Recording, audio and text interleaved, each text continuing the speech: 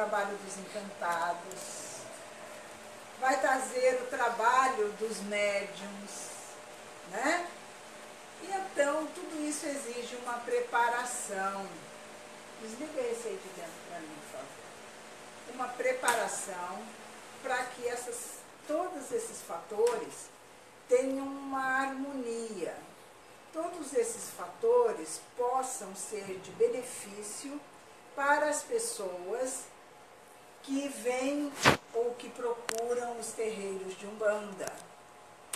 O médium, ele não é um santo e nem um milagreiro. O médium é um ser humano que está buscando estar em contato com o mundo invisível, através de um caminho religioso, né? E este caminho é de muita responsabilidade. É um caminho onde as pessoas precisam ter disciplina, né? E não é uma disciplina militar, é uma disciplina no procedimento, na maneira com que vai acolher as pessoas, tentar pelo menos entender o porquê esta pessoa veio ao terreiro, né? Se essa pessoa está doente, esta pessoa está ansiosa, porque é muito ruim estarmos sem saúde. A saúde é que movimenta tudo que nós temos. A nossa alimentação, o nosso lazer, a nossa alegria, a nossa convivência, né? E então, é a saúde que faz tudo isso. Porque do momento que eu não estou saudável ou a minha saúde está muito abalada, eu começo a não interagir nem com as pessoas da minha família. E isso é natural, somos seres humanos, tem tratamento, né? E então, estou doente e vou procurar também uma ajuda espiritual através dos guias, dos orixás, dos protetores e do trabalho sério de médiuns, né? Porque é um momento de muita seriedade, é a saúde da outra pessoa, né? Como é que a gente vai levar isto como uma brincadeira, algo de pouca importância, né? E então os médiuns precisam se preparar, precisam ser orientados. Claro que somos todos diferentes, graças a Deus. Todos temos uma maneira diferente de ver a nossa situação espiritual ou a nossa situação religiosa. E isso é muito importante, porque do momento em que eu sou diferente, eu posso tanto ensinar quanto aprender. O que eu sei, a outra pessoa pode não saber. E o que ela sabe, eu não sei. Então, isso é uma constante troca para o crescimento e o mútuo desenvolvimento de nós seres humanos. E na Umbanda, isso acontece de uma maneira que está ligada direto ao trabalho de linhas energéticas espirituais. E essas linhas energéticas espirituais são basilares em número de 7 para que um terreiro de Umbanda exista de fato e de direito. Porém, senhores, isso não foi algo que começou logo em 1908, quando de sua anunciação através do médium Zélio Fernandino de Moraes e de seu caboclo, o caboclo das 7 encruzilhadas. Isto foi ao longo dos trabalhos que foram realizados nos terreiros da época. E calculem os senhores a dificuldade. Porque quem era respeitado como médium na época eram os chamados médiuns kardecistas, né? E a Umbanda surgindo, trazendo a informação do preto velho, que na época nem era preto velho, era chamado de pretos e índios, né? Como essas raças tão ignorantes vão me ensinar alguma coisa, né?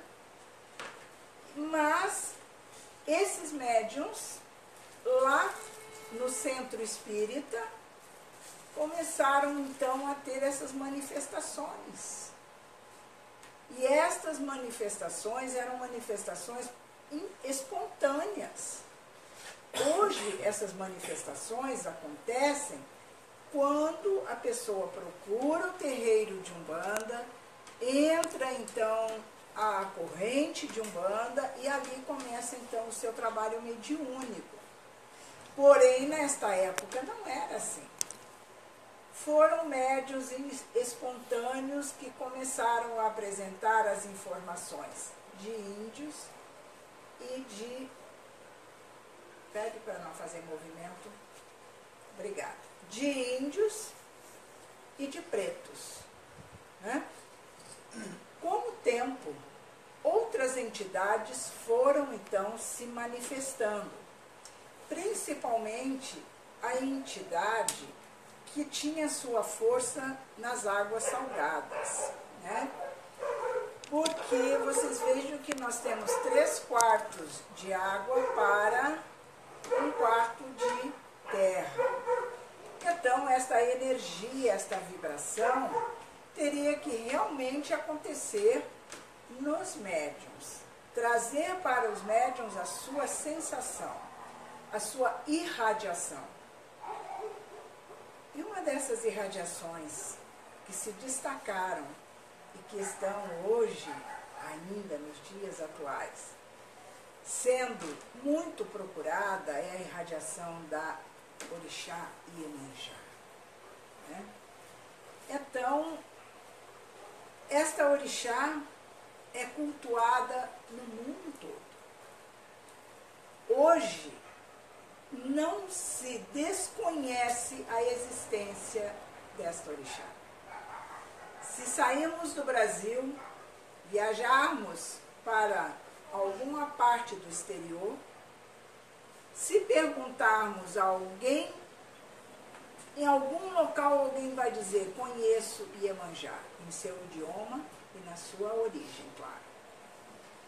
E o Brasil, em consequência da escravidão, dessa chaga que ainda sangra no nosso país, que é a escravidão, essa história dilacerante, tem então no seu âmago a força dessa Orixá. A força de Iemanjá vibra e todos nós que aqui estamos acompanhamos isso na virada do ano e agora no dia 1º para dia 2 de fevereiro. No norte do país, no centro do país, mais o dia 31 para 1º. No Rio Grande do Sul, Santa Catarina, Paraná, então 1º, 2 e também grande parte de São Paulo, né? E São Paulo é imenso, né? E então esta Orixá, ela é muito cultuada. Muitas pessoas quando chegam, né, ali, por exemplo, em Capão da Canoa, ou então em Tramandaí, e vão até a imagem, eles comentam, eu vou até a santa. Mas Iemanjá não é uma santa. Iemanjá é um orixá, é uma orixá, né? E então, é porque ela ficou com esta alcunha. Porque um filho de santo, né, é chamado aquele que cultua os orixás. Uma filha de santo. Então há um envolvimento pelos termos e pela maneira com que ela é cultuada. No caso da Umbanda, chamamos filho de fé, né? E então, a Orixá Iemanjá é cultuada na Umbanda pelo filho de fé, levando então para a pessoa quando leiga, não, ela recebeu uma graça, ela fez um pedido e ela foi atendida. Então, quando isso acontece, com a nossa tradição, a tradição do nosso país, que é a tradição católica, nós nos reportamos como santos ou santa, né? Mas, na realidade, Iemanjá é um orixá, né? Então, nós que frequentamos o terreiro de Umbanda, vamos começando, então, a termos uma maneira, né, mais direcionada para aquela figura que os senhores conhecem, né, que está aí na internet, que está na televisão, que estão nas praias, né? Aquela ali é o orixá Iemanjá. E, senhores, eu tive no meu corpo e tenho no meu corpo curas feitas por essa orixá. Que realmente eu primeiro faço um tratamento médico. Após esse tratamento, então, realmente, eu acompanho para que a cura se processe de forma mais rápida, com uma nova energia no local. Ou, em alguns casos, eu recorro exatamente após um tratamento que não me surtiu o efeito desejado, eu recorro, então, aos orixás ou ao guia espiritual, né, para, então, exercer essa questão da cura. E Iemanjá foi assim. Eu fiz um tratamento por 8 meses. Seríssimo. Não tive nenhum resultado. Fui para o mar e fiz um com ela. Até hoje não tenho mais o problema. Então, mãe, mas a senhora tem fé e a senhora é bem assistida. Todos nós somos bem assistidos. O nosso procedimento pessoal é que vai nos trazer, então, a chance de cura. Porque se eu não tenho vício, eu cuido da minha alimentação, então o meu corpo está propício à cura, a estar saudável. Então, são vários fatores que nos levam a obter esta cura. E hoje, senhores, nós vamos aqui no nosso terreiro homenagear a orixá Iemanjá. A orixá que muitas pessoas estarão lá a partir de amanhã, à beira-mar, cultuando, levando suas oferendas, seus cânticos, seus pedidos, seus agradecimentos, né? A chamada Rainha do Mar. E de suas casas, em direção ao terreiro que frequentam, e de lá irem para o mar para fazer este ato sagrado, e possam então ir com calma, com tranquilidade, sem bebidas alcoólicas, sem exageros, e possam depois retornar para as suas casas, para os seus lares, assim como as pessoas leigas que vão estar lá assistindo. Infelizmente, a gente sabe que muitas pessoas se excedem.